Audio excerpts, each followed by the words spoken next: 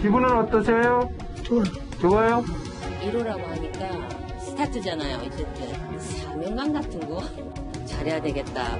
저희 어르신들이 마음껏 자녀들과 면회도 할 수 있고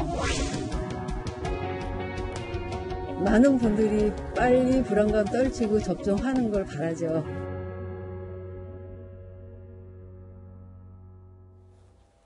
네, 바로 어제였죠. 국내에서 코로나19 첫 확진자가 나온 지 403일 만에 첫 백신 접종을 시작했습니다.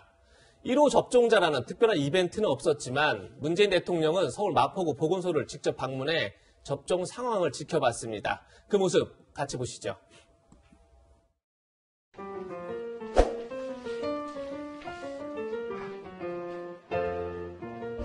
안녕하십니까. 역사적인 1호 접종이신데 접종하는 거 좀 지켜봐도 되겠습니까? 네, 영광입니다. 반갑게 나와주세요.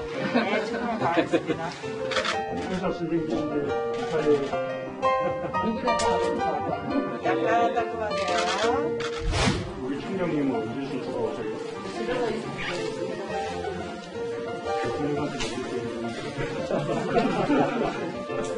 저희 제가 늦게 오시니.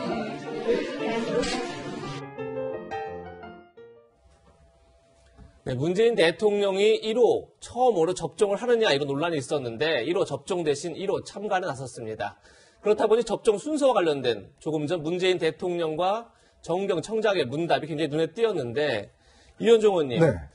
물론 이제 문재인 대통령의 질문 나는 언제 맞을 수 있느냐 그랬더니 정은경 총장이 글쎄요 순서가 늦게 오시기를이라고 말해서 이게 사실 논란이 좀 됐었어요. 그러니까 네. 아무래도 만 65세부터 빨리빨리 맞아야 되는데 과연 이게 무슨 뜻이냐 어떻게 보셨습니까 저 장면은? 그러니까 아마 이 이야기를 보는 분마다 좀 다르게 해석을 하신 예. 것 같아요. 어떤 분들은 모든 어떤 그 백신들이 접종이 돼서 안전성이 검증되고 난 다음에 대통령이 맞는 게 아니냐 이렇게 좀 부정적으로 보시는 분이 있는 것 같고 예. 네. 청와대 설명대로 이 국민이 불안하지 않게 대통령이 먼저 맞는 상황이 오지 않기를 바란다 이렇게 또 생각하는 분이 계신 것 같습니다. 예. 네. 근데 지금 우리나라가요. 제가 그 국제적인 통계를 보니까 102번째 접종 국가더라고요. 예. 사실 우리가 코로나 대응은 정말 세계적으로 잘한다고 세계적으로 다 이렇게 모범이 됐는데 백신 접종만큼은 굉장히 늦게 지금 됐지 않습니까? 이제 그렇다 보니 국민들 입장에서 보면 많은 불안감들이 있습니다. 특히 이 아스트라제네카 같은 경우는 다른 유럽이나 이런 데서도 이 안전성이나 효과의 문제에 있어서 좀 불안감이 조성이 돼서 독일 같은 경우는 거의 기피하는 분들이 많다고 그래요. 예. 이제 그렇기 때문에 처음에 맞느냐 안 맞느냐가 처음 할 때 우리가 93%다 맞겠다고 해서 이제 큰 문제가 없었는데. 네. 그래서 저는 좀 의문이 드는 게 뭐냐면 각국의 지도자들이나 또 방역 책임자들이 대부분 1호 접종을 받다든지 조기에 접종을 받아서 국민들로 하여금 이 코로나 백신이 처음 맞는 거 아니겠습니까? 그렇죠. 좀 불안감을 좀 잠재웠는데 모르겠습니다. 우리 정부가 자신감이 있어서 그런지 모르겠지만 굳이 1호 접종자를 정부 당국자가 아무도 안 맞는 그 자체는 저는 잘 이해하지는 못하겠어요. 예. 그래서 물론 대통령이 꼭 맞아야 이런 건 아닙니다. 그렇지만 정부의 책임 있는 당국자들이 나서서 이런 걸 맞는다고 한다면 좀 국민 불안이 좀 덜하지 않겠습니까? 다른 나라가 다 이렇게 시범적으로 했는데 우리는 예를 들어서 이런 걸 안 한다고 할 때 국민들 입장에서 보면 뭔가 문제가 있는 게 아닌가라고 생각하시는 분도 계실 거예요. 이제 그런 일부의 분들의 어떤 의문을 해소해 주기 위해서라도 정부 당국자들이 좀 솔선수범해 주는 게 있었으면 하는 아쉬움이 솔직히 남습니다. 네. 보신 것처럼 어제 아스트라제네카에 이어 오늘은 화이자 백신 접종이 시작됐습니다. 코로나19 치료 의료진과 종사자들이 대상인데요. 네, 자세한 상황은 경제정책산업부 연결해 자세히 알아보겠습니다. 조현선 기자. 네, 오늘 아침 9시 화이자 백신 1차 접종이 시작됐습니다. 1호 접종자는 서울 중구 국립중앙의료원 코로나19 확진자 병동에서 일하는 여성 환경미화원 정미경 씨입니다. 화이자 백신 우선 접종자는 코로나19 대응 최일선에 있는 환자치료 의료진과 종사자인데요. 첫날인 오늘은 국립중앙의료원에서만 이곳의 종사자 199명 등 총 300명이 대상입니다. 이번 화이자 백신 물량은 어제 인천공항에 도착해 예방접종센터 5곳으로 배송됐습니다. 어제 인천공항에 도착한 백신은 다음 달 12일까지는 중앙의료원에서 다음 달 3일부터는 순천향대 천안병원 등 권역 지역 예방접종센터에서도 접종이 시행됩니다. 화이자 백신은 보관과 접종 방법이 관건인데요. 무엇보다 초저온으로 보관해야 해서 냉동고가 필수고요. 접종 전 실온에 3시간 정도 둔 뒤 30분 해동시켜 희석해야 하는 등 절차가 복잡합니다. 이를 토대로 정부는 화이자 매뉴얼을 만들어 대량 접종에 대처할 예정입니다. 한편 어제 시작된 아스트라제네카 백신은 하루 동안 총 18,489명이 접종을 마쳤습니다. 또 방역당국은 지금까지 특별한 중대 부작용은 보고되지 않았다고 밝혔습니다. 지금까지 경제정책산업부에서 전해드렸습니다. 네, 오늘 시작된 화이자 백신의 접종 1호 접종자는 코로나19 병동의 미여원이었다, 이런 소식 전해드렸는데요. 네. 이 접종 현장에는 정세균 국무총리도 참관했습니다. 접종 첫날인 어제 정 총리는 이런 글을 남겨서 화제가 됐었죠.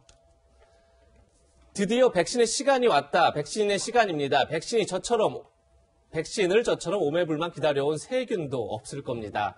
본인의 이름을 빗대서 굉장히 백신의 접종에 대해서 반기는 그런 글을 남겼었는데, 오늘 접종 현장에서는 어떤 얘기가 오갔는지 한번 들어보시죠.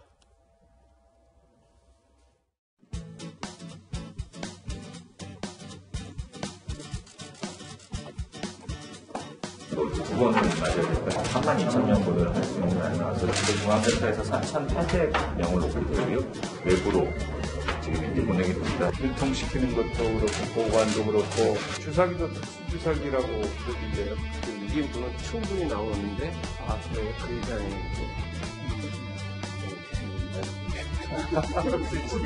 그런데 이건 영업 비밀이니까 지금 저것도 그래요?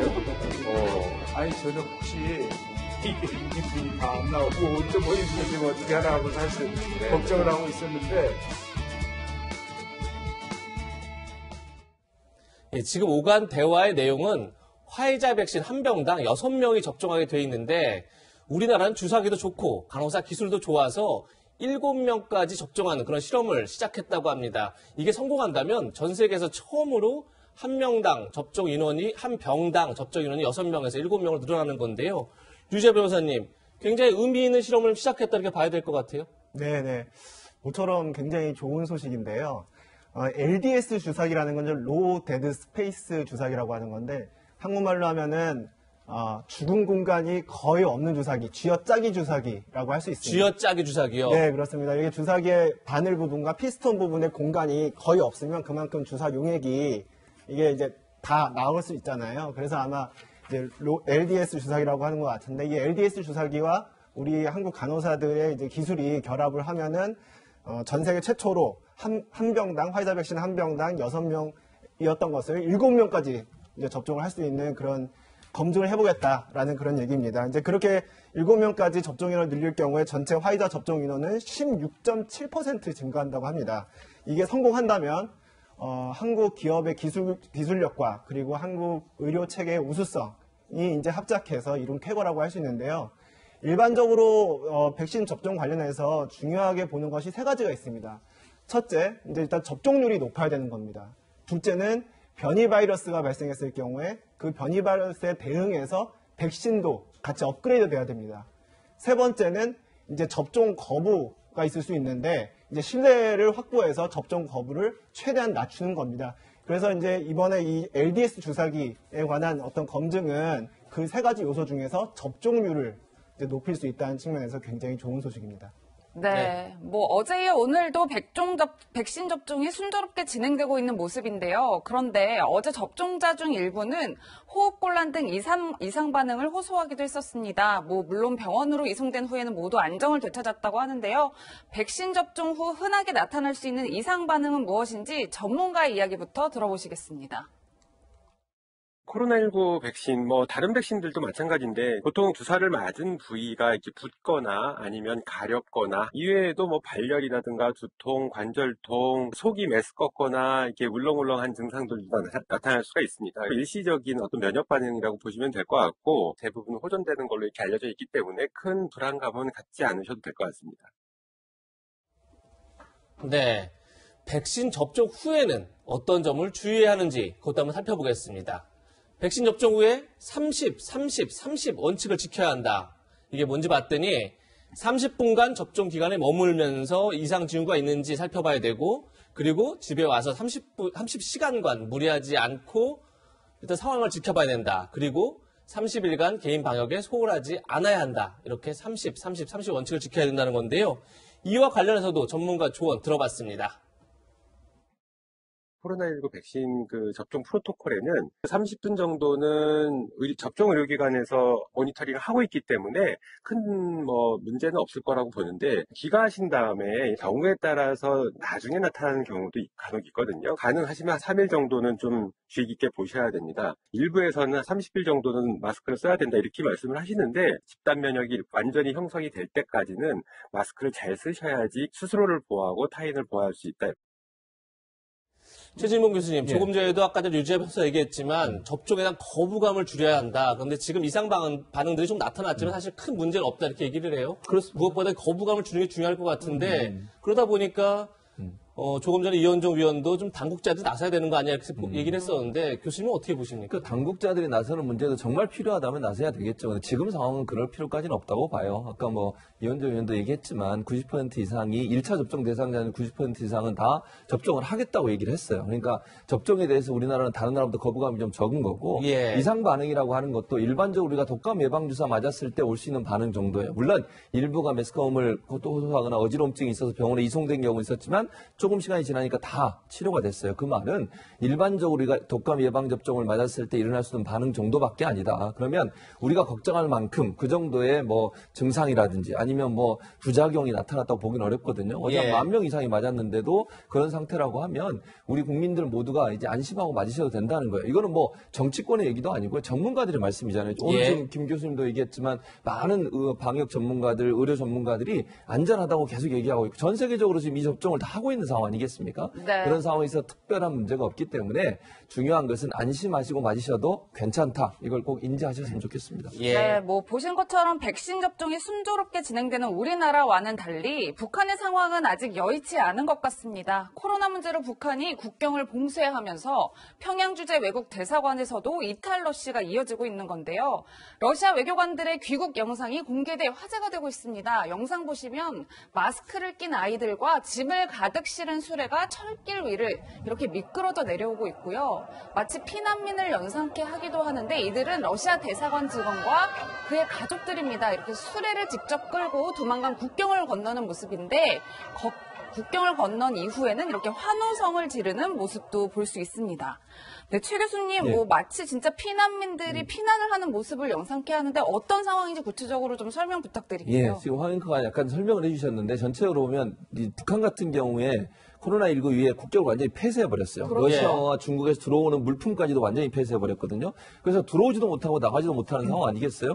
그래서 러시아 이제 대사관에 근무한 분들, 평양 주재 러시아 대사관에 근무한 분들이 돌아가고 싶어도 못 돌아가는 거예요. 그래서 공식적으로 못 돌아가게 하기 때문에 이분들이 가족 8명이거든요. 지금 저게 3살짜리 아이도 있습니다. 3살짜리 아이도 포함해서 8명의 가족이 탈출을 시도한 거예요. 그래서 처음에는 평양에서 32시간을 기차를 타고 이동을 했어요. 기차를 타고 이동하고 기차 타고 온 뒤에 2시간을 또 버스를 탔어요. 그러니까 5시간 동안을 저 짐을 들고 8명의 가족이 필사에 탈출을 했고 그리고 나서 이제 마지막 저 걸어오는 장면이다. 1시간 동안 걸어서 국경까지 온 거예요. 그러니까 공식적으로 나가지 못하게 하니까 수레를 밀고 1km 이상을 또 와서 국경을 걸어 잡은 곳을 건너서 시베리아 쪽으로 지금 러시아로 넘어온 거예요. 넘어온 마지막 장면 보셨지만 한호하잖아요. 그렇죠. 그만큼 북한의 상황이 어렵다는 얘기죠. 제가 볼 때 북한은 WHO에 코로나 걸린 분이 아무도 없다고 얘기하지만 믿을 수 없는 상황이라는 생각이 들고요.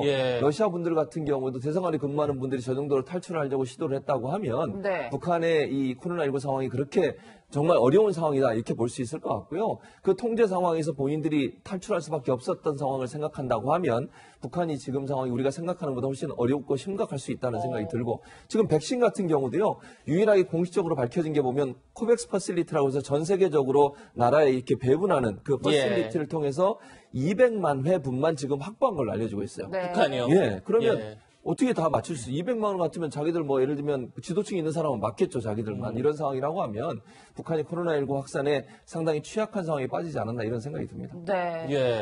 이현종 의원님, 조금 전에 저희가 영상으로 봤지만 철로에 수레를 직접 끌고 가서 국경을 넘은 뒤 환호성을 지르는 모습. 근데 저 사람이 다른 그냥 일반 민간인이 아니라 러시아 대사관 직원이었다는 겁니다.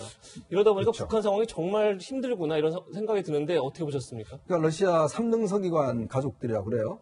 근데 이걸 어디다 공개했냐면 러시아 외교부 사이트에다 공개를 했어요. 예. 그러니까 이게 개인적으로 공개한 것도 아니고 러시아가 이런 걸 공개한 것은 여러 가지 의미가 있다고 봐요. 그만큼 북한 상황이 어렵다는 것을 간접적으로 이야기하고 있는 것이고 또 사실은 이렇게 어떤 북한이라는 사회가 이 지경이다라는 것들을 세계에 지금 보여주는 장면 아니겠습니까?